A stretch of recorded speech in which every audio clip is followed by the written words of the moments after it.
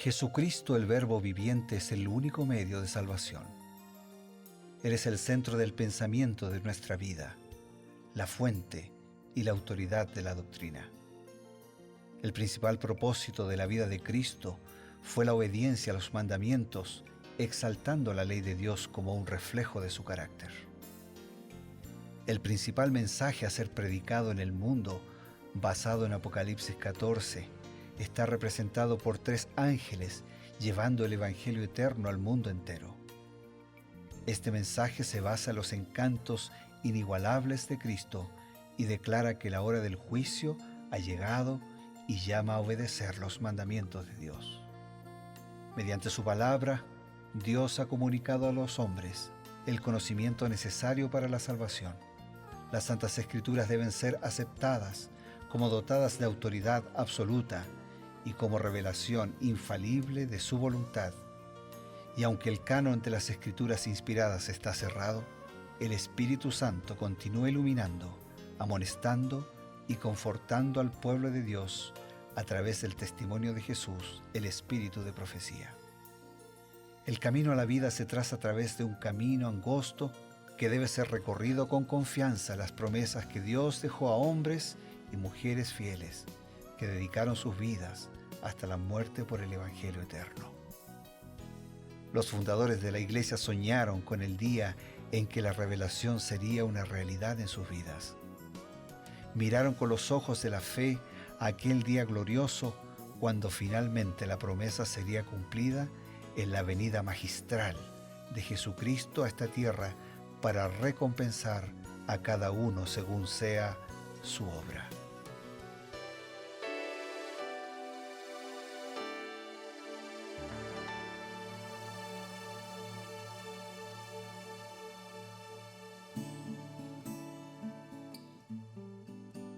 Queridos amigos, nos encontramos nuevamente por medio de la señal de Nuevo Tiempo aquí en su programa Creed en sus Profetas. Cada día tenemos el estudio de la Palabra de Dios y complementado por los libros de Elena White que fueron dados por Dios por medio de la inspiración profética. Por eso le llamamos los libros del Espíritu de Profecía, que fue el mismo Espíritu que guió a los profetas del Antiguo Testamento, del Nuevo Testamento, y fue guiando a la iglesia a través de la historia. Ahora con un nuevo capítulo y ayudados por el consejo que nos trae el pastor Bruno Razo. Bienvenido, pastor. Gracias, pastor Eber. Gracias a Dios, gracias a los amigos que nos acompañan y gracias que tenemos la palabra del Señor en la cual meditar. Hemos visto que Sansón creció en un hogar creyente y ahora ya adulto está empezando a tomar algunas decisiones. Tristemente, estas decisiones no fueron buenas.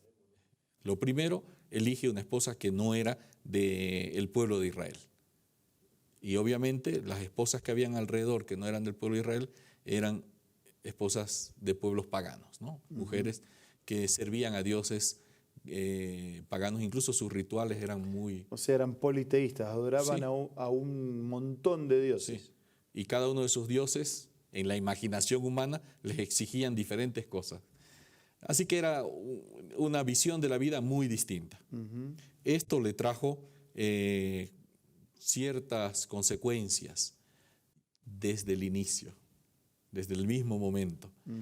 ¿Cómo nos pinta el cuadro la inspiración tratando de explicar esta mala decisión y las consecuencias que trajo para Sansón? Elena de White lo dice así en el libro Patriarcas y Profetas. La esposa, para obtener cuya mano Sansón había transgredido el mandamiento de Dios, traicionó a su marido antes de que hubiera terminado el banquete de bodas. Indignado por la perfidia de ella, Sansón la abandonó momentáneamente y regresó solo a su casa de Sora, cuando después de aplacársele el enojo, volvió por su novia, la halló casada con otro. La venganza que él se tomó al devastar todos los campos y viñedos de los filisteos los indujo a asesinarla, a pesar de que las amenazas de ellos les habían hecho cometer el engaño que dio principio a la dificultad. Sansón ya había dado pruebas de su fuerza maravillosa al matar solo y sin armas un leoncito y al dar muerte a 30 de los hombres de Ascalón. Ahora, airado por el bárbaro asesinato de su esposa, atacó a los filisteos y los hirió con gran mortandad. O sea, un solo hecho desencadena una serie de hechos que así casi es una guerra mundial. De un hecho, ¿de qué hecho? Del no seguir la orientación de Dios. Por algo Dios había dicho y dice todavía hoy a través de la Escritura de no juntarse en yugo desigual con el infiel. O sea, no hay problema en que nos relacionemos y que convivamos con los que creen diferente o los que no creen. Pero armar un matrimonio, una familia entre un creyente y un incrédulo, cuando la religión impregna todo el ser y todo el tiempo, ¿cómo compartir con felicidad lo que no tiene ningún punto de comparación? Claro. O sé de uno, sé del otro, ceden los dos, se diluyen los principios, vienen las contradicciones, la incoherencia, la educación de los hijos.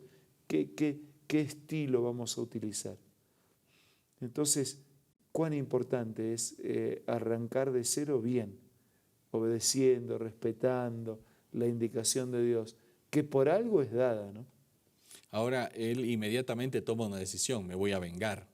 Incluso fue generando cada vez podríamos decir, un peldaño, una escalera, pero en sentido descendente, no ascendente, ¿no? Cada vez más, peor.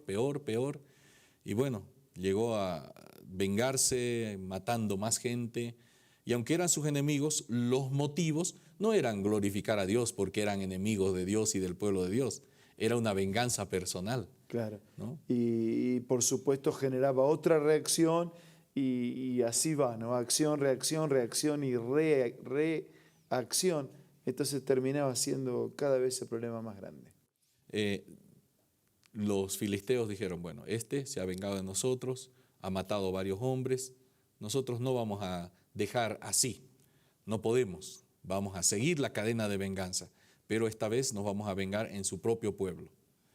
Así que cuando los israelitas supieron que los filisteos estaban decididos a nuevos ataques y cada vez más crueles, dijeron, momentito, Sansón, ¿qué estás haciendo? No, o sea, mejor nos cuidamos de ti porque después vas a terminar provocando un desastre mayor.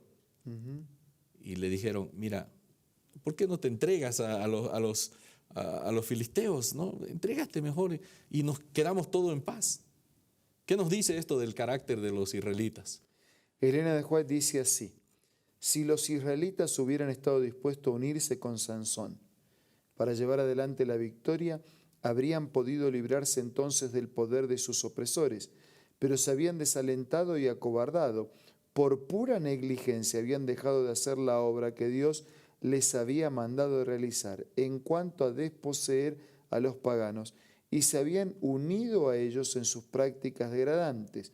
Toleraban su crueldad y su injusticia siempre que no fuera dirigida contra ellos mismos. Cuando se los colocaba bajo el yugo del opresor, se sometían mansamente a la degradación que habrían podido eludir si tan solo hubiesen obedecido a Dios. Aun cuando el Señor les suscitaba un libertador, con frecuencia lo abandonaban y se unían con sus enemigos. Que un paso lleva a otro, ¿no?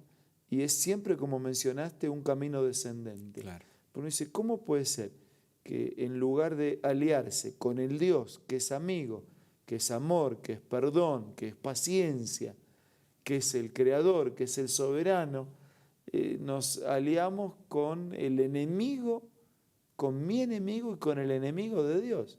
O sea, en lugar de ser mi amigo del amigo, me hago amigo del enemigo. Y, increíble, ¿no? No da para entender. Claro. Pero eso ocurre cuando nos cegamos. Cuando una persona, por ejemplo, está bajo los efectos del alcohol, queda aturdida, ¿no? Entonces, depende cuánto alcohol hay en su organismo, primero se desinhibe, después se pone contento, después su voluntad cada vez se debilita más por la acción del alcohol sobre las neuronas. Y bueno, todo eso como que queda bajo un estado de inconsciencia, aturdido, mareado, ebrio, que no sabe lo que está haciendo. Y espiritualmente nos pasa eso también. Y la Biblia utiliza la misma figura, ¿no? De que han bebido el vino del furor, claro, de la fornicación, del adulterio espiritual. Entonces están mareados, están aturdidos, hacen lo que en un estado de sobriedad espiritual no harían. Y bueno, además de eso, los califica la cita que mencionó como gente que tendía a acobardarse muy fácilmente, a desalentarse, ¿no? O sea, para ellos era más fácil decir, ay, mejor no. Y escapemos de esto, aliémonos con los enemigos y vivamos en paz. ¿No? Y esa condición era realmente una condición de inestabilidad espiritual rotunda. Eso es lo que genera estar así enemistados con Dios, ¿no? Hay gente que solo se saluda de lejos con Dios. Y Moisés escribió en la Biblia, vuelve ahora en amistad con Él y te irá bien. Eso es lo que tenemos que hacer, amigos, volver en amistad con Dios y nos va a ir muy bien. Tenemos unos consejos importantes y enseguida retornamos. Hola, hoy tengo otra cita muy linda para compartir. El Dios del cielo luchó consigo mismo entre dejar que el hombre culpable pereciera o entregar a su cariñoso hijo para que muriese por la raza humana. Los ángeles estaban tan interesados en la salvación del hombre que entre ellos se podía haber encontrado a quienes habrían renunciado a su gloria y dado su vida por el hombre que perece. Pero, dijo el ángel, eso no serviría de nada. La transgresión era tan enorme que la vida de un ángel no podía pagar la deuda. Únicamente la muerte e intercesión de su Hijo podía pagar la deuda y salvar al hombre perdido de la tristeza y la miseria sin esperanza. Qué linda cita, ¿verdad? Esta tú la puedes encontrar en este libro maravilloso, Primeros Escritos, escritos por Elena G. de White. Puedes descargar esta aplicación ingresando al App Store o al Play Store, buscando Elena G. de White. Tenemos el momento justo e importante para recibir una invitación de parte del Señor y luego pedir su bendición. Nosotros necesitamos imperiosamente establecer un vínculo fuerte de amistad con Dios. Eso nos va a llevar a confiar en Él, a confiar en su palabra y a dejarnos guiar por la orientación de sus enseñanzas. Y eso va a significar para nosotros una vida distinta, una vida diferente. Por eso yo retomo el consejo de Moisés. Vuelve ahora en amistad con Él y te irá bien. Por eso yo, hablando al corazón de nuestros amigos y hermanos, digo, ¿cuán de cerca nosotros caminamos con Dios? ¿O simplemente nos saludamos de lejos como un asunto apenas de respeto distante? Cada uno de nosotros tenemos una respuesta que dar en esta escena. Ahora vamos a orar. Señor, te damos gracias porque podemos establecer una relación bien cercana contigo. Permite que las Escrituras sean algo más que un libro de cabecera en nuestra vida, sean el manual de funciones a seguir en todo momento y en toda circunstancia. Bendícenos a todos, te lo pedimos y agradecemos en el nombre de Jesús. Amén. Amén. Amigos, gracias por estar con nosotros. Es muy grato saber que cada día nos encontramos y también saber que volveremos a encontrarnos el día de mañana. Creed en sus profetas, siempre con la palabra inspirada de Dios. Nos vemos mañana.